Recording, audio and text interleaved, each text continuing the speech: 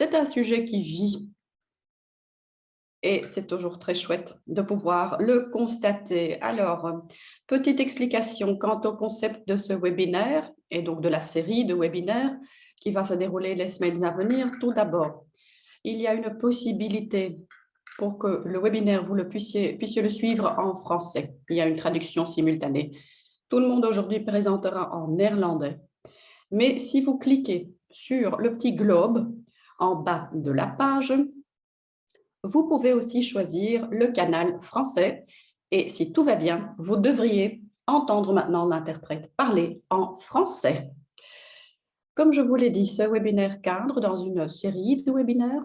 Ceci est le premier webinaire dans lequel donc, on vous donnera une introduction sur l'échelle de performance, comment cela fonctionne-t-il, d'où cela vient-il et quelle est la situation en Belgique, comment est-ce que l'échelle est utilisée en Belgique. Donc, les semaines à venir, alors, d'autres webinaires seront organisés dans la même série qui touchent à des sujets spécifiques pour lesquels on a reçu des questions ou qui sont intéressants pour le marché belge pour approfondir donc ces sujets. Les présentations seront aussi enregistrées, mises à disposition plus tard. Les PowerPoint, en principe, sont envoyés aux participants et à la fin, vous aurez aussi un formulaire d'évaluation. Donc, ce serait une bonne chose si que vous puissiez tous donc remplir ce formulaire. Les micros sont standards désactivés. Donc, si vous avez des questions, nous avons prévu un peu de temps à la fin du webinaire pour répondre à vos questions. Les questions, vous pouvez les poser dans le bouton Q&A.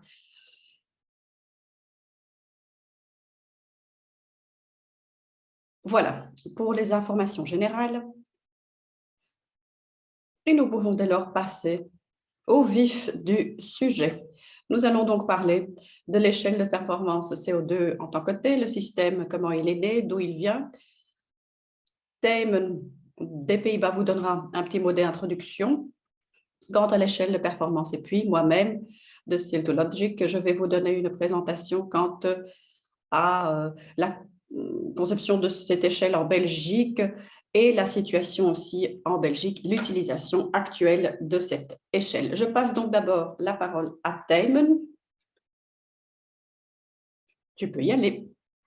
Donc, SCAO, c'est une association qui s'occupe donc de l'entreprise et du climat, une association, une fondation, donc une ASBL en Belgique.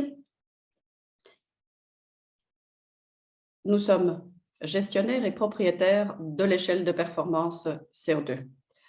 Donc, pour la certification, mais nous sommes aussi un instrument d'adjudication de marché public. Nous soutenons donc toutes ces opérations et nous faisons nous-mêmes des études, nous partageons ces connaissances et nous aidons les entreprises à remplir les marchés publics. Il y a aussi une fonction de helpdesk aussi, c'est-à-dire que toutes les parties prenantes peuvent s'adresser à nous quant aux questions sur les instruments à utiliser. Tout cela, on ne le fait pas seul, évidemment. Nous avons différentes parties dans notre organisation qui s'occupent de différentes tâches. Il y a donc les organisations que vous voyez à l'écran. Il y a ProRail, par exemple, gestionnaire du rail aux Pays-Bas, le ministère,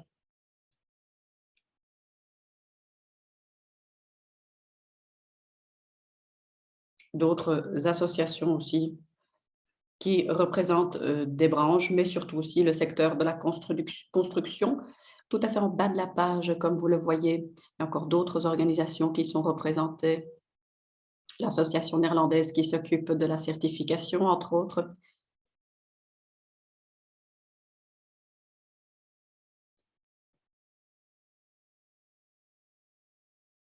Et autres organisations sociétales. Alors, je dresse un peu l'historique. L'échelle de prestation a été à l'origine conçue par ProRail. En 2009, ils ont pris l'initiative, ensemble avec d'autres parties, de se mettre au travail avec ceci pour réduire les émissions CO2.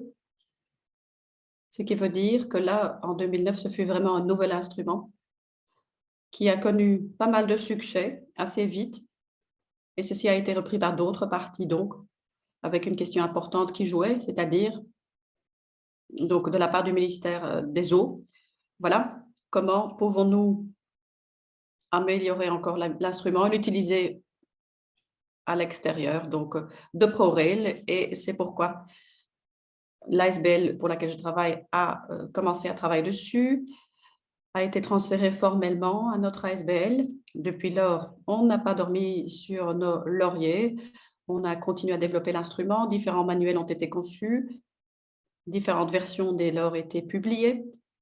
La base du manuel maintenant, c'est le manuel 3.1. La base donc de ce manuel peut se trouver en 2015, le manuel 3.0.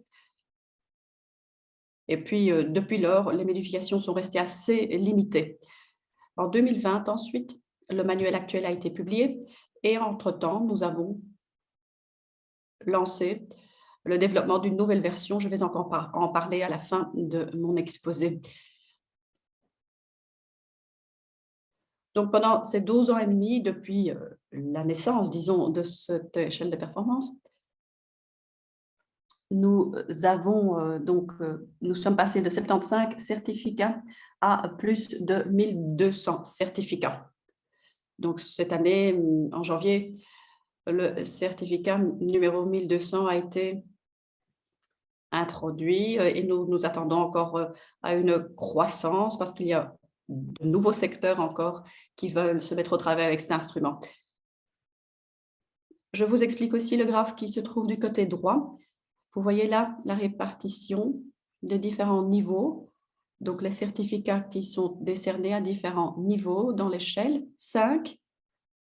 Ce que vous remarquez, c'est que le niveau 3, c'est le niveau qui se produit le plus souvent, et puis le niveau 5. Pourquoi? Je vais vous l'expliquer plus tard. C'est lié au fait qu'il y a une limite imaginaire assez importante entre le niveau 3 et le niveau 4 et 5. Et je voudrais aussi vous dire que l'on entend parfois que l'échelle est utilisée surtout par les grandes entreprises, mais le graphe vous montre que ce n'est pas le cas. Il y a effectivement aussi des petites entreprises qui utilisent l'échelle et les moyennes aussi, évidemment.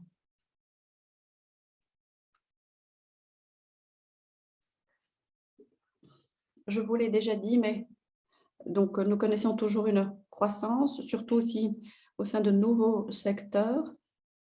À l'origine se trouve donc dans le secteur du rail, ProRail, et graduellement, nous avons trouvé aussi d'autres secteurs.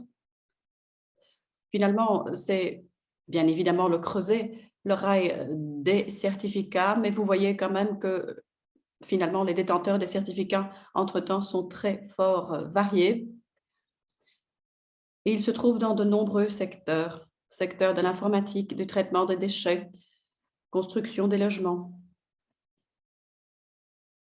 Un autre développement intéressant, c'est la tendance que des organisations comme des ministères, l'autorité publique aussi, commencent à utiliser cette échelle.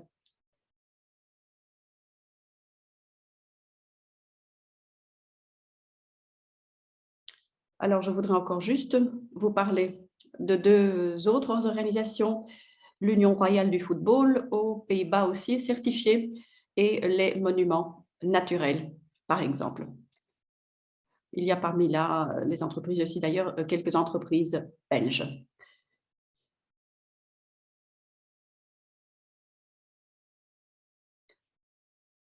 Alors, l'internalisation, depuis le début de cette échelle de performance, nous voyons qu'il y a pas mal d'intérêt qui vient aussi depuis l'étranger. Les 10 premières années, finalement, le caractère était assez ad hoc, ce qui signifie que nous avons connu différentes initiatives, mais que tout était resté à petite échelle. Il y a eu une étude de faisabilité en Australie, il y a aussi une demande d'Interreg, projet Interreg qui a été faite. Nous avons aussi régulièrement fait le partage de connaissances et des présentations. Tout doucement, cela a acquis donc un caractère plus structurel. Il y a donc eu le moment important, c'est-à-dire le démarrage du projet pilote en Belgique en 2019. Et entre-temps, en 2020, nous avons été invités par la fondation IKEA, donc branche d'IKEA, pour la demande d'un projet international qui a été approuvé. Et en août 2021, nous avons lancé ce projet qui court jusqu'en 2023. Nous le faisons ensemble avec le International Institute for Sustainable Development. L'objectif de ce projet, tout d'abord, nous réalisons un quick scan, une sélection de pays donc, où éventuellement il pourrait y avoir de l'intérêt pour l'instrument et pour la mise en œuvre de l'échelle de performance. Du côté droit, vous voyez de quel pays il s'agit. Entre-temps, donc, l'étude de faisabilité a été lancée qui s'axe sur la sélection des pays qui entreraient en ligne de compte donc pour la mise en œuvre de ce projet. La Belgique, voilà, joue aussi là un rôle de pionnier. Alors, comme je vous l'ai promis au début, les deux regards achetés sur l'échelle, donc il y a d'un côté le système de gestion, de management, et puis aussi l'instrument au niveau des marchés publics. Je vais commencer par le premier. Question, une organisation certifiée, qu'est-ce qu'elle fait ou qu'est-ce qu'elle a? Donc, il y a toujours ce cycle de Plan, Do, Check, Act, c'est-à-dire on vous encourage toujours à vous améliorer. Amélioration continue, c'est l'élément phare de cette échelle de performance.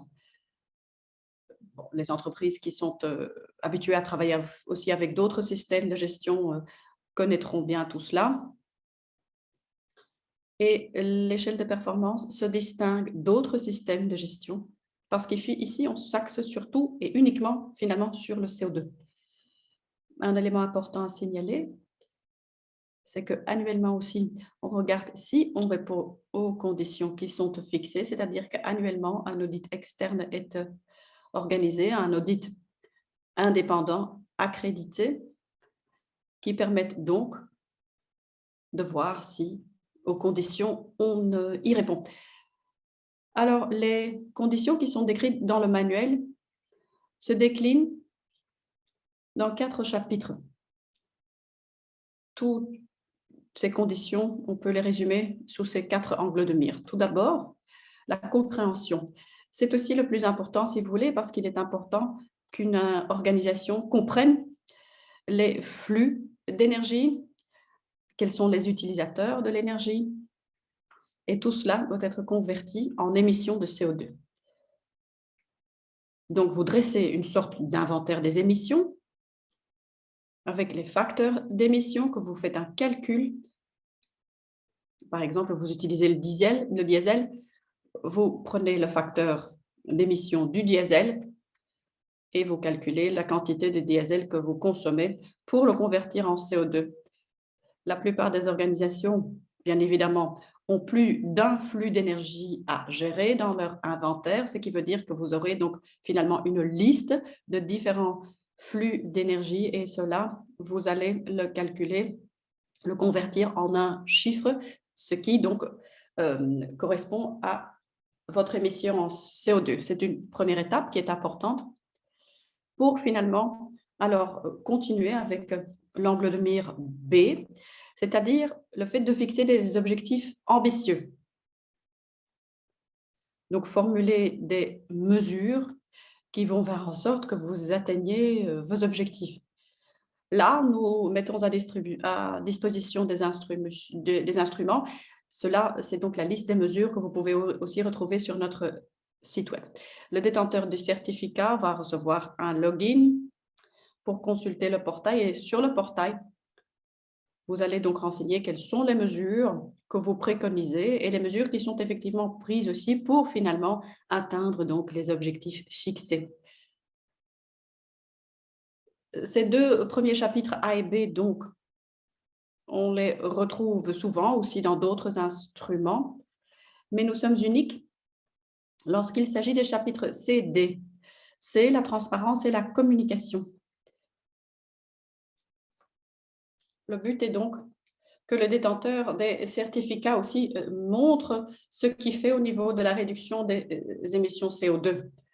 Une newsletter qui est envoyée aux collaborateurs, mais aussi au niveau externe. Donc, les parties prenantes pertinentes doivent savoir ce qui se fait au niveau de la réduction des émissions CO2. Et puis, le dernier angle de mire, le D. Là, il s'agit de l'innovation et de la collaboration.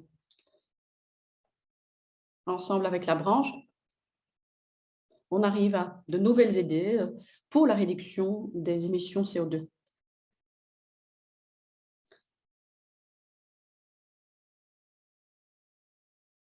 Ensuite, maintenant, je vous montre donc les 5 niveaux de l'échelle de performance et ce qui explique aussi cette différence entre ces entreprises qui se trouvent au niveau 3 surtout et en moindre mesure au niveau 4 et 5. Il y a une limite imaginaire importante entre le niveau 3 et le niveau 4 et 5. Ici en bas, vous voyez donc encore les 4 angles de mire que nous venons de parcourir. Vous les retrouvez à chacun des 5 niveaux.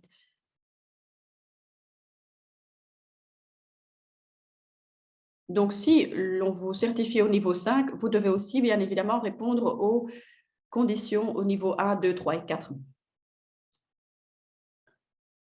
Donc, on répond à toutes les conditions des niveaux inférieurs aussi. Qu'est-ce que vous devez faire au niveau 1 jusqu'au 3? C'est une différence donc fondamentale entre 1, 2, 3 et 4 et 5. 1 jusqu'à 3, on regarde uniquement les émissions de votre propre organisation. Qu'est-ce que je veux dire par là? Eh bien, dans le jargon, cela s'appelle aussi le scope 1 et 2 pour les émissions. Scope 1, ce sont les émissions qui se libèrent à la combustion directe de combustible au sein de la propre organisation. Par exemple, le gaz que vous consommez, le diesel que vous consommez, l'essence aussi. Voilà, pour les émissions scope 1. Scope 2, c'est semblable, mais ce sont des émissions qui ne se font pas dans la propre organisation, mais ailleurs. Par exemple, consommation d'électricité.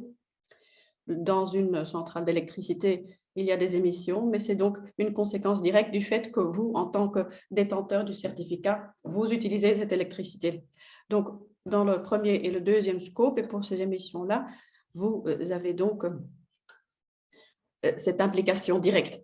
Pour le niveau 4 et 5, les choses sont un peu différentes. Encore une fois, donc, vous devez aussi répondre aux conditions du scope 1 et 2, mais vous allez devoir aussi regarder les émissions du scope 3. La différence fondamentale, c'est qu'ici, il s'agit de la chaîne. Ici, il y a donc 2 catégories différentes. Scope 3 downstream, c'est-à-dire les clients, et scope 3 upstream, c'est l'autre catégorie, la chaîne vers le haut, donc c'est-à-dire les fournisseurs. La différence entre scope 1, 2 et scope 3, c'est que le scope 3, pour la plupart des organisations, est beaucoup plus large, évidemment, au niveau de la taille,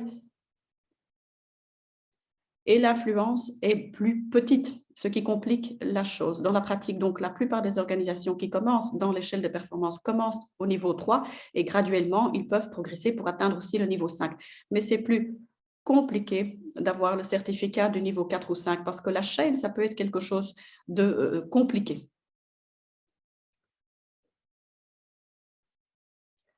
Alors, j'ai ici encore un exemple.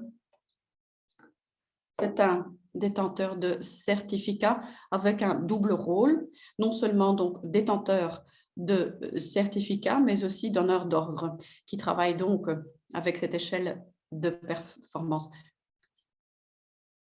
C'est une capture d'écran, si vous voulez, de l'empreinte. Et vous voyez aussi les émissions Scope 2. il faut toujours aussi, pour le scope 2, prendre la mobilité d'affaires, commerciale.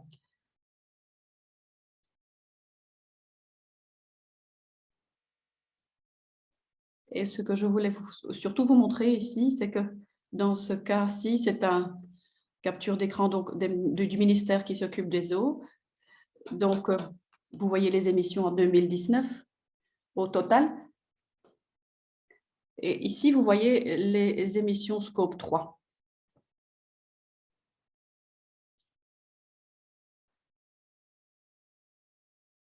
Vous voyez, donc, il s'agit là d'une quantité énorme de CO2 en plus. Mais bon, comme je vous l'ai dit, le scope 3 a tout un autre angle de mire et tout un autre champ d'application que le scope 1 et 2. Je vous parle encore de l'instrument au niveau des marchés publics. Un donneur d'ordre qui veut donc se mettre au travail avec cette échelle de performance, dans la plupart des cas, donc, va utiliser l'échelle en tant que telle pour les marchés publics. CO2, échelle de performance. C'est un critère du meilleur rapport qualité-prix. On demande aussi le niveau d'ambition CO2. Ce niveau d'ambition correspond à l'échelle, à 5 niveaux. Dans la plupart des cas, là, on prend un maximum d'1 an pour pouvoir renseigner ces informations. Vous pouvez donc le démontrer grâce donc à l'instrument de l'échelle de performance, ou vous pouvez faire une déclaration de projet, déclaration dans laquelle vous démontrez que pour ce projet spécifique, vous répondez aux exigences de l'échelle de performance CO2. La différence, c'est que ce certificat CO2, vous pouvez l'utiliser à plusieurs reprises, alors que la déclaration que vous utilisez dans les marchés publics, vous pouvez l'utiliser qu'à une seule reprise.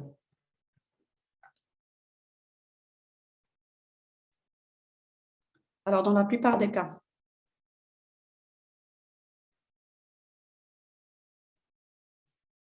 c'est utilisé comme critère dans le marché public. Effectivement, vous voyez là des exemples. Cela peut être une façon intéressante. Vous avez donc là un incitant positif. Vous ne pénalisez pas les gens, mais vous allez donc les récompenser. Les entrepreneurs peuvent ainsi être encouragés à prendre un objectif plus ambitieux. Et donc, finalement,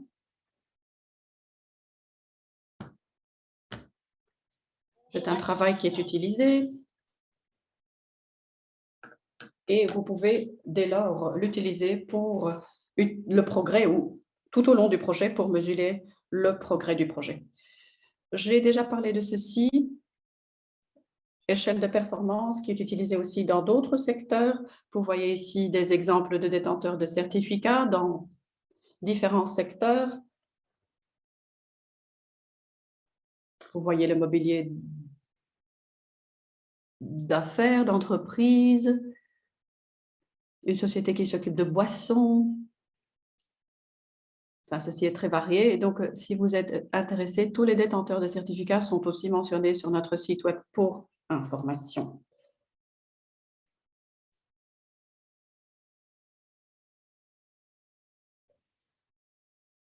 Alors, voilà ici un exemple concret.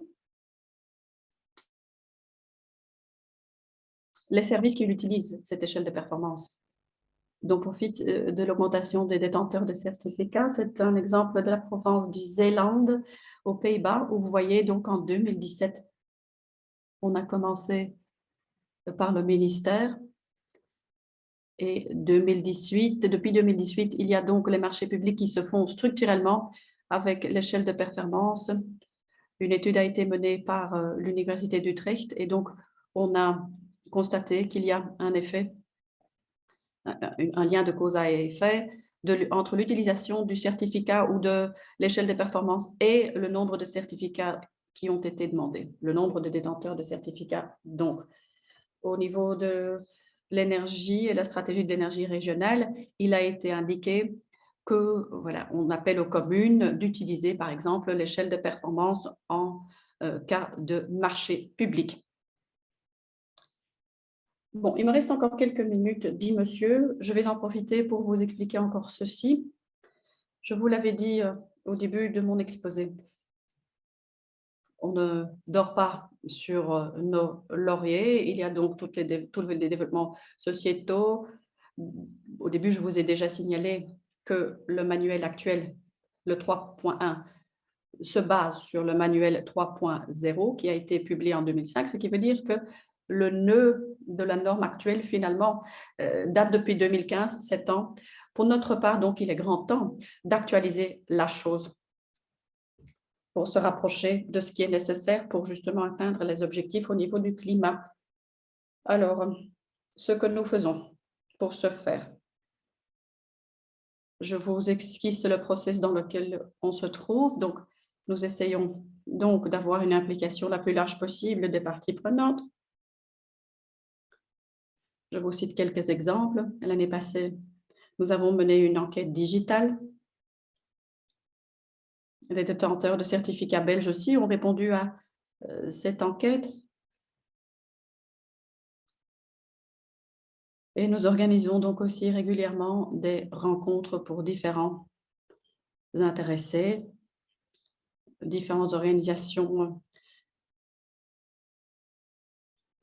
pour des conseillers. Et récemment, nous avons été en Belgique et nous nous sommes réunis avec des membres des groupes de pilotage pour se concerter sur les possibilités au niveau de ce nouveau manuel 4.0. Ce qui est important aussi, c'est que justement, l'organe qui est responsable pour ce développement, aussi pour la prise des décisions, c'est le CCVD.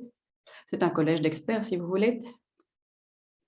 Et donc là, finalement, ils sont responsables de la prise de décision de ce qui figurera dans ce manuel. Alors, ce que nous avons fait, c'est que nous avons composé une liste de tous les sujets que nous avons récoltés ces dernières années et qui peuvent être pris en compte dans ce développement.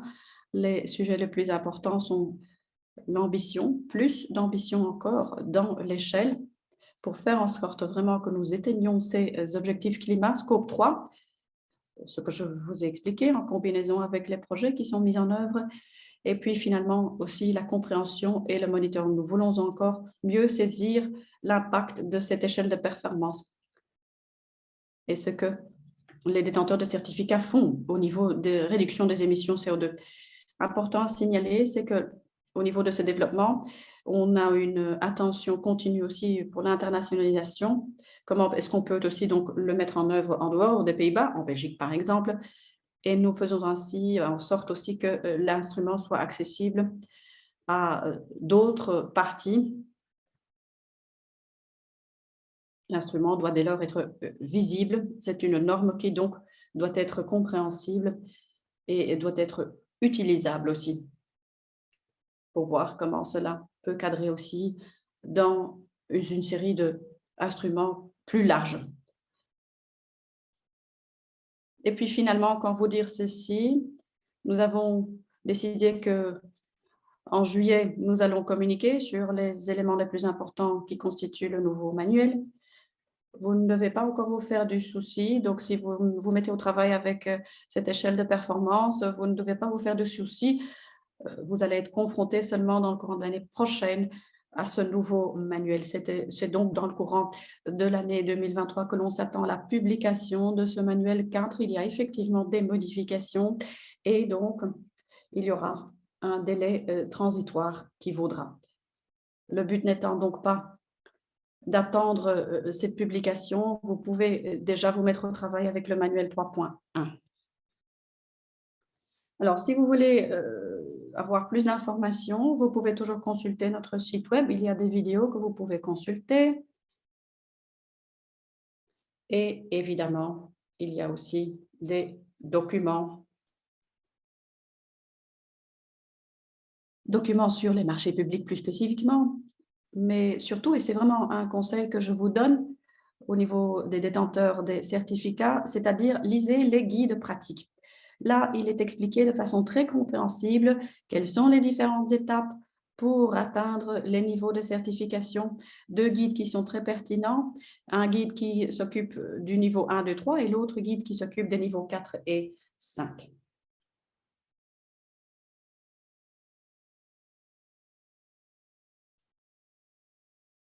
Donc, les normes qui sont décrites de façon très lisible.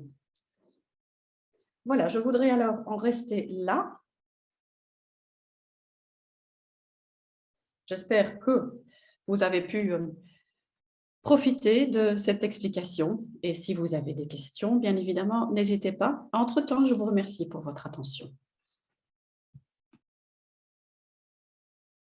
Merci beaucoup, Taï.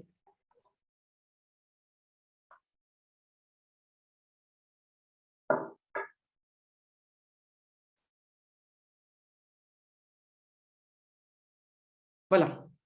Taï, merci pour cette introduction.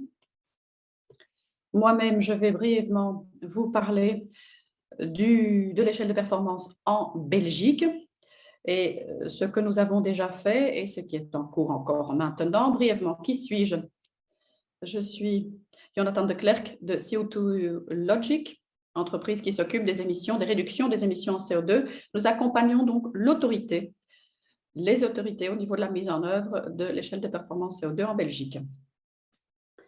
De quoi vais-je parler? Eh bien, brièvement, je vous esquisse le contexte, puis je vous expliquerai l'implémentation de cette échelle de performance en Belgique. Je vous parlerai aussi des projets pilotes en Belgique.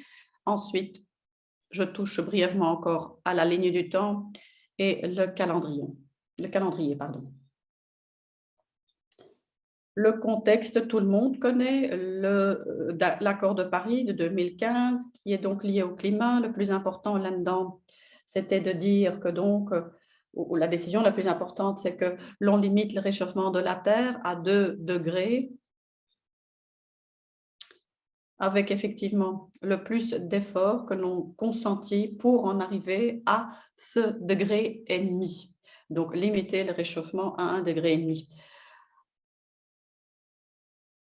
Alors, la visualisation la plus facile pour moi, c'est la suivante. Donc, les émissions annuelles en CO2, à partir d'une certaine limite de CO2 dans l'atmosphère, eh bien, cette limite de la température, elle est dépassée.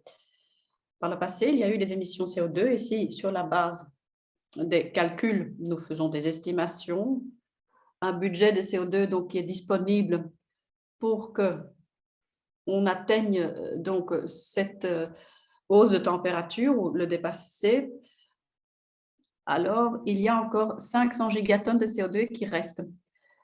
Si nous le comparons avec les émissions actuelles, alors il y avait encore 12 ans et demi que l'on avait à disposition pour pouvoir atteindre cette limitation du réchauffement de la Terre à 1,5 degré. Alors, le problème du climat et des émissions CO2, c'est quelque chose qui nous pousse à introduire, concevoir des systèmes qui réduisent les émissions. Dans cela cadre donc l'échelle de performance CO2. Cela a connu un franc succès aux Pays-Bas. Tijmen l'a déjà dit. Il s'agit là d'un instrument qui est très solide, effectif, très populaire aussi aux Pays-Bas. Cela mobilise tout un secteur aussi. Et si on le traduit dans le contexte belge, il s'agit là surtout d'un secteur d'infrastructure avec des entreprises qui peuvent miser sur cette réduction des CO2. Ce qui est important, c'est qu'il ne s'agisse pas d'une obligation. Il s'agit vraiment de la récompense des sociétés qui s'efforcent pour cette certification. Les entreprises qui font donc des efforts pour réduire leurs émissions CO2. Pour les autorités qui utilisent donc cette échelle de performance au niveau des marchés publics, c'est quelque chose qui est facile à utiliser. C'est un instrument convivial. On peut l'utiliser aussi facilement dans les marchés publics pour les entreprises qui voudraient se faire certifier sur l'échelle, et bien que cela offre un cadre clair et net.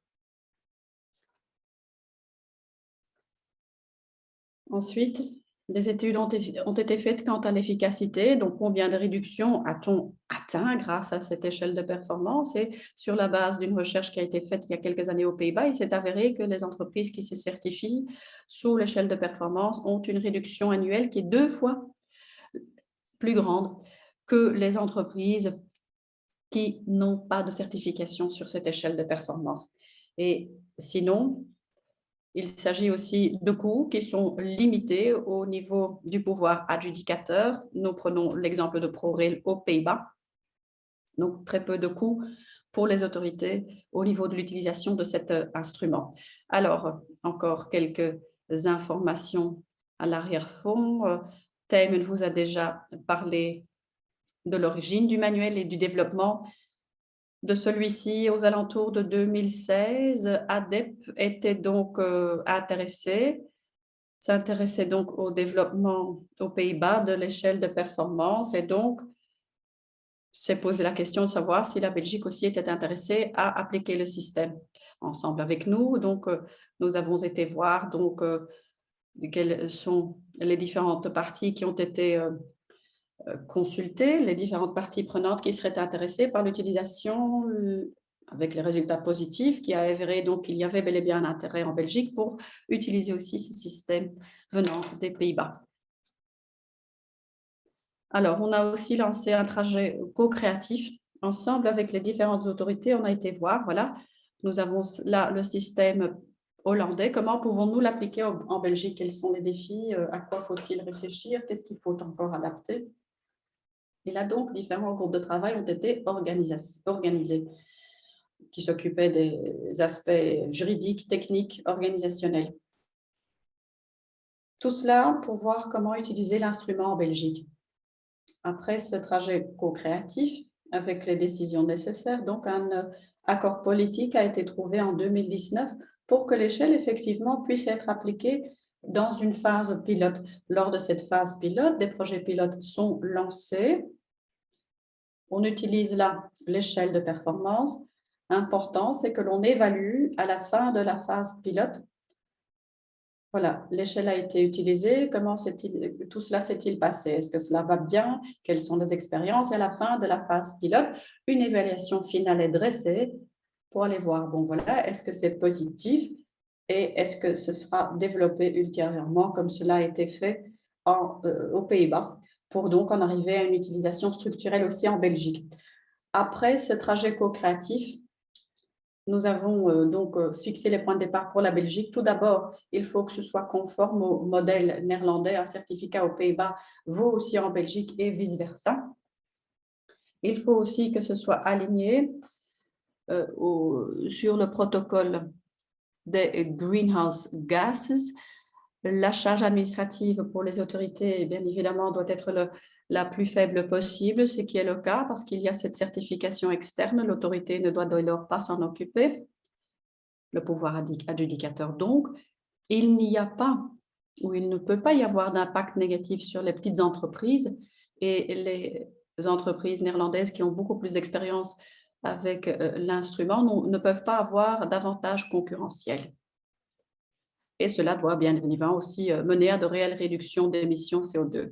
Quelle a été la mise en œuvre concrète alors? Donc, dans un premier temps, lors de la phase pilote, il ne s'agit que de travaux qui se situent au-dessus du seuil européen. Ce n'est pas une condition stricte, mais l'on ne vise cela. Les sous-traitants ne sont pas inclus et sinon, la certification ou l'avantage qui est donc donné est limité au niveau 3 au maximum.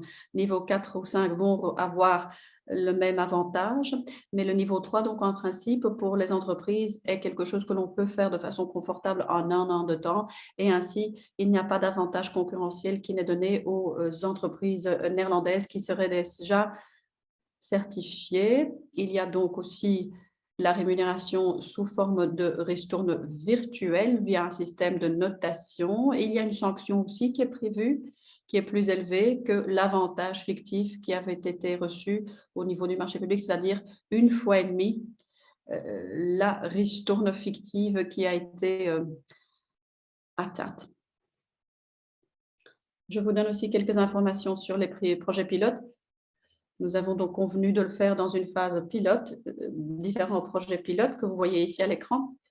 Il y en a en Wallonie qui se trouve en rouge, en Flandre. Ce sont des projets que nous avons encerclés de vert et à Bruxelles en bleu. Ceux qui sont déjà lancés, ce sont les projets qui ont un arrière-fond vert. Donc, vous voyez qu'il y a des projets qui sont déjà lancés, d'autres projets qui seront encore lancés. Vous voyez là donc la ligne du temps. Au total, donc, en ce moment, 23 projets pilotes en Belgique, répartis sur les différentes régions. 12 de ces projets sont en phase de préparation, seront donc lancés et 11 projets ont été lancés. Les 11 peuvent se trouver dans différentes phases, les projets qui peuvent déjà avoir commencé. Sinon, le marché public ou l'appel d'offres peut déjà été lancé, mais bon, l'adjudication a déjà eu lieu ou se fera prochainement et les travaux débuteront dès lors prochainement. L'état d'avancement de ces projets pilotes en Belgique ensuite, 11 projets en Wallonie, 7 en Flandre, 5 à Bruxelles. Pour la Flandre, il y a une petite remarque dans la marge. Land, c'est donc une union de plusieurs projets. Et ces différents projets ne sont pas pris en compte en tant que projets pilotes, ne sont pas donc mentionnés séparément. Le type de projet, là, on se trouve dans le secteur des travaux de construction d'infrastructures. La plupart des projets sont des travaux d'infrastructure, de construction, avec quelques exemples aussi au niveau des travaux des eaux. Il est important aussi de signaler qu'il est évalué. On évaluera donc la phase pilote en Belgique, on verra quelles sont les expériences au niveau de l'utilisation de l'échelle. Nous avons déjà récolté quelques informations et cela démontre que parmi les projets qui ont été lancés, que la plupart des projets utilisent donc le système de la ristourne virtuelle. Un projet qui a donc utilisé le système à points. Le niveau d'ambition moyen.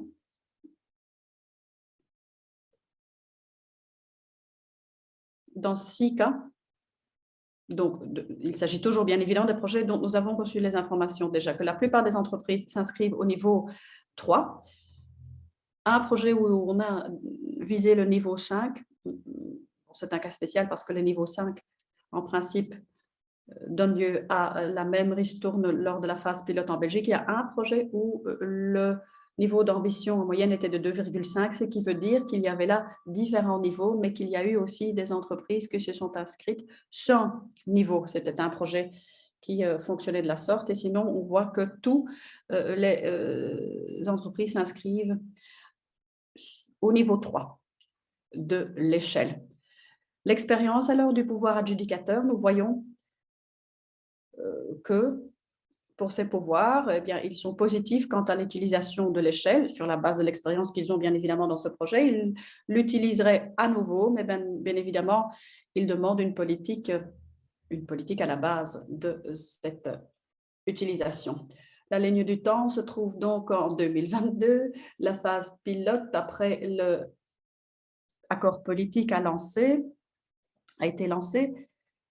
Projets qui sont mis en œuvre, qui sont donc aussi évalués, voir quelles sont les expériences. Le but, c'est que, eh bien, d'ici 2023, à la mi-2023, on ait une évaluation finale de ce projet pilote pour voir si les expériences sont positives et donc, le cas échéant, les étapes seront franchies pour utiliser l'échelle de performance CO2 en Belgique.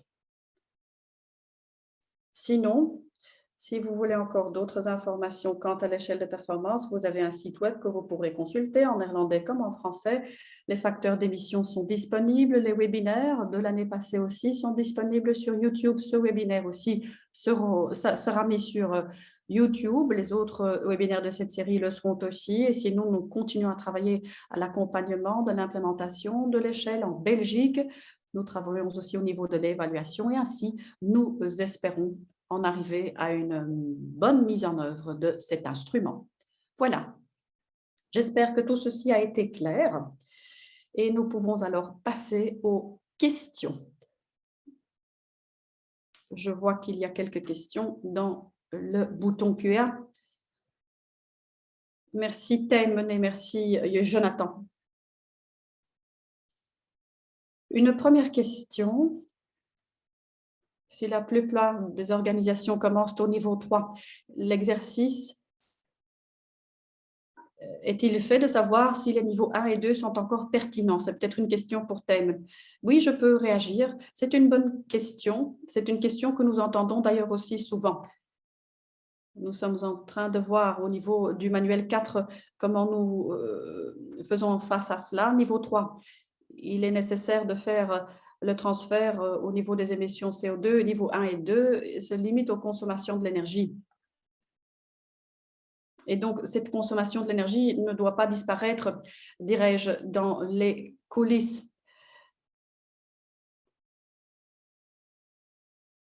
Donc, on est en train d'envisager comment nous allons entamer la chose ou tenir compte de ces éléments dans le manuel numéro 4. Merci. Autre question? Quid si le niveau d'ambition n'est pas atteint? Y a-t-il eu déjà des problèmes au niveau de l'adjudication des travaux ou la partie perdante ou l'adjudication ne s'est pas passée correctement, où il y a eu donc, oui, le perdant pour ainsi dire?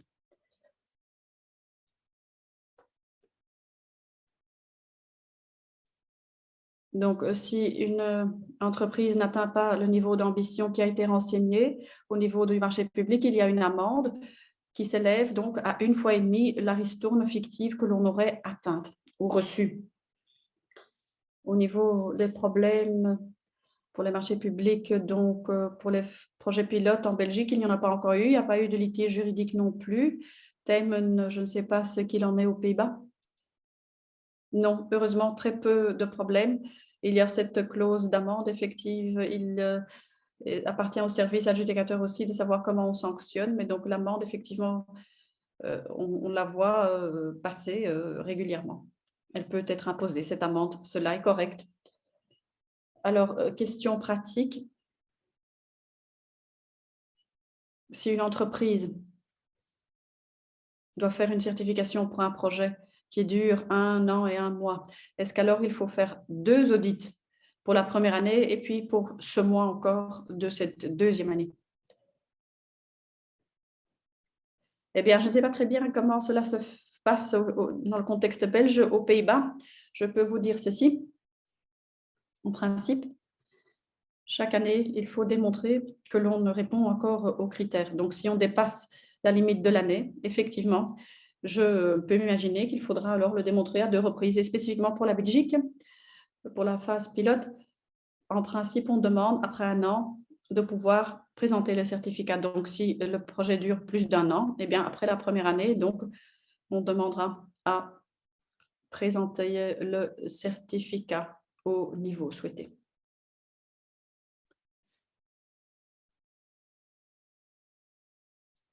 Yeroundi, notre organisation, tous les ans, a des adjudications pour la restauration de cimetières militaires. Si nous utilisons l'échelle, cela veut dire que les entrepreneurs, tous les ans, doivent réduire leurs émissions CO2 ou, par exemple, leur certificat. 3, est-ce qu'ils ont ce certificat pour X nombre d'années? Le certificat est délivré pour 3 ans. C'est donc le cycle qui est préconisé. Mais le but étant que chaque année, il y ait un audit intermédiaire. Donc, vous avez le certificat pour 3 ans, mais vous devez, de façon intermédiaire aussi, pouvoir démontrer que vous répondez aux exigences. Est-ce que j'ai ainsi répondu à la question? Oui. Important, c'est aussi le cycle PDCA. Donc, il y a cette amélioration constante qui est demandée au niveau des calculs propres qui doivent être effectués et cette évaluation continue aussi qui doit être faite pour voir si les objectifs fixés sont atteints au niveau des émissions. Est-ce qu'il y a un désavantage si avant le début avec cette échelle de performance, on a déjà entrepris des actions concrètes avec une réduction considérable. Donc, il y a là moins de marge d'amélioration encore. C'est une question qui t'est adressée, Jonathan. Eh bien, l'échelle, finalement, n'impose pas le fait de devoir enregistrer une certaine réduction. Donc, il s'agit de l'effort qui est consenti au niveau de l'énergie du CO2. Cet effort doit être ambitieux comparé au secteur. Donc, si la société a déjà pris des actions avant de commencer l'utilisation de l'échelle, c'est déjà quelque chose qui est positif, mais l'échelle alors ne demandera pas, oui, mais en 5 ans de temps, vous devez engendrer autant de pourcents de réduction. Si vous avez déjà fait des actions, elles restent valables et donc elles ont déjà été mises en œuvre comparées aux sociétés qui vont seulement se mettre au travail maintenant.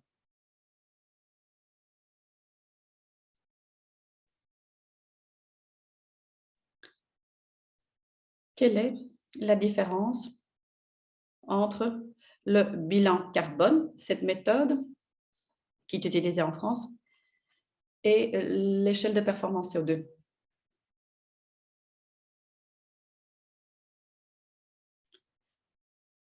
Bilan carbone, je ne connais pas très bien moi-même, donc je ne sais pas si Jonathan peut répondre.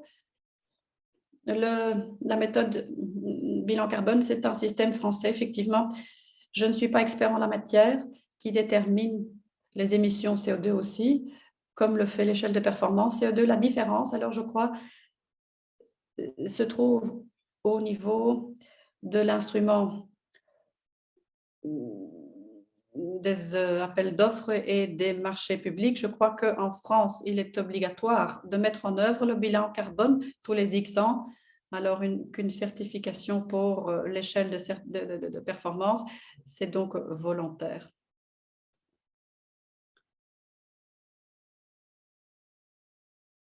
Et sinon, effectivement, il s'agit d'émissions et de réduction des émissions CO2 et les émissions CO2 des entreprises sont calculées pour l'échelle de performance. Vous avez encore différents niveaux sur lesquels vous pouvez appliquer les certifications. Intéressant à mentionner aussi, c'est que nous avons encore un autre webinaire qui suivra, celui du 31 mai. Là, nous faisons une comparaison aussi de l'échelle de performance CO2 et nous le comparons donc à d'autres systèmes existants. Donc, si vous voulez en savoir plus, inscrivez-vous certainement à ce webinaire-là. Alors, une question de Steph. Est-ce que chaque pouvoir adjudicateur peut utiliser l'échelle de performance CO2 comme critère donc au niveau du marché public complémentaire, spécifiquement pour la Belgique? On a donc réfléchi à ce contexte juridique et pour les pouvoirs adjudicateurs, il y a donc des modèles qui sont disponibles, les clauses modèles qui sont disponibles. Elles ont été conçues, ces clauses, pour les utiliser dans les pouvoirs adjudicateurs et ainsi l'échelle de performance peut être inscrite comme critère dans le marché public. Sur le site web, vous pouvez le télécharger, sinon vous pouvez nous le demander pour qu'on puisse vous l'envoyer et ainsi vous pouvez vous en servir au niveau de vos marchés publics.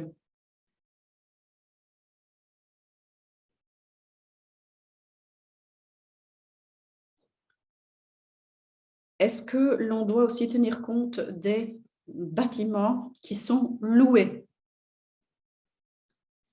C'est une question qui est intéressante. C'est compliqué au niveau de ces bâtiments parce que souvent, ceux qui payent la facture d'énergie, c'est dans de nombreux cas le locataire qui comprend bien évidemment au mieux quelles sont les émissions CO2, mais pour les mesures de réduction de CO2, cela, c'est quelque chose qui incombe au propriétaire. Et donc là, vous avez cette démarche qui est complexe parce qu'il s'agit de deux parties prenantes qui doivent s'en occuper. La réponse n'est pas toute faite, cela dépendra donc du contexte spécifique.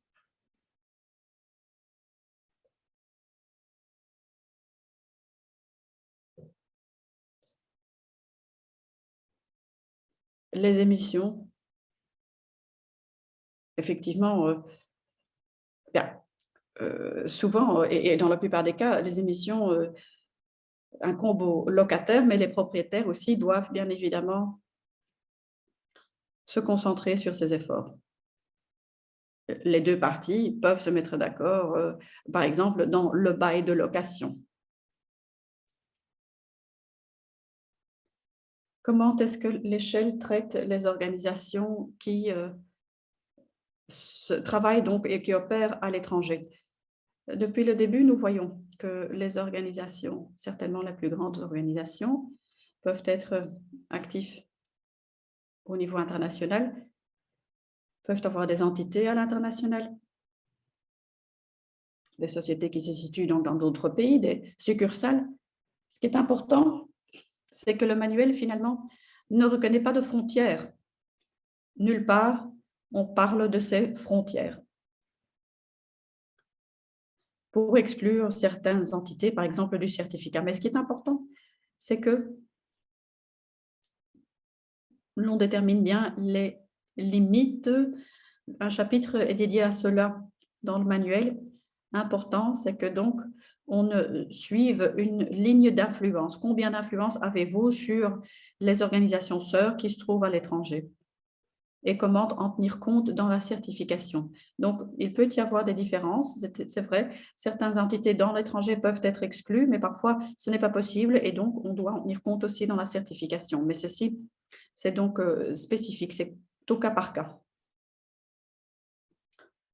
Alors, Jonathan, question pour toi.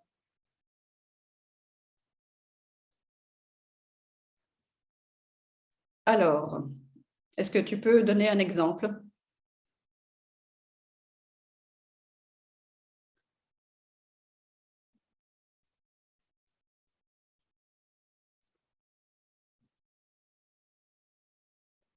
Donc, un exemple d'une adjudication, hein.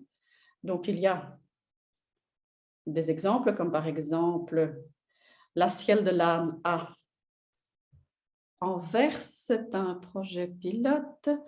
Et un autre projet ou un autre exemple qui a été donné, c'est le projet de l'Oosterweel, aussi à Anvers. Cela ne relève pas de la phase pilote, mais utilise quand même l'échelle au niveau du marché public. Donc, deux projets qu'il utilise déjà pour le projet de la Ciel de l'Âne à Anvers. Là aussi, vous retrouverez un article sur le site web de la SCAOS. Voilà deux exemples que vous pourrez consulter pour avoir plus d'informations pratiques. Alors, encore une dernière question. Il s'agit de l'impact CO2 d'une société et non pas de produits qu'ils mettent sur le marché, hein.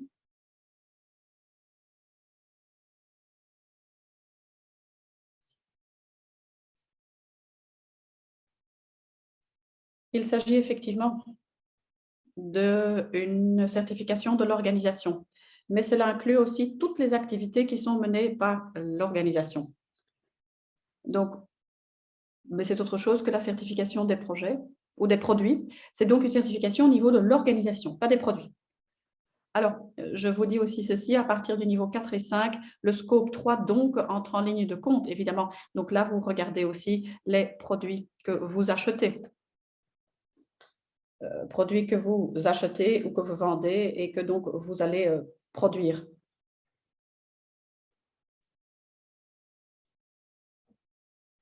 Donc, il n'y a pas de cachet effectivement sur le produit en tant que tel. Alors, merci pour vos réponses. Nous sommes arrivés à la fin de ce premier webinaire. Jonathan, est-ce que tu veux encore dire quelque chose?